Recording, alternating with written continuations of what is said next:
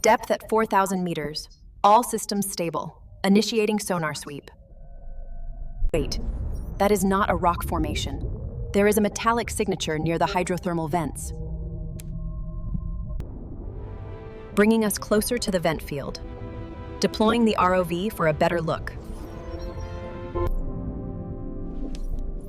The wreckage is not on any of the official charts. This shouldn't be here. Look at that growth. It has been down here for decades, yet it is teeming with life.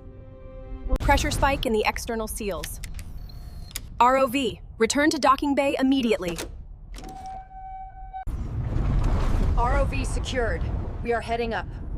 We will come back for the truth another day.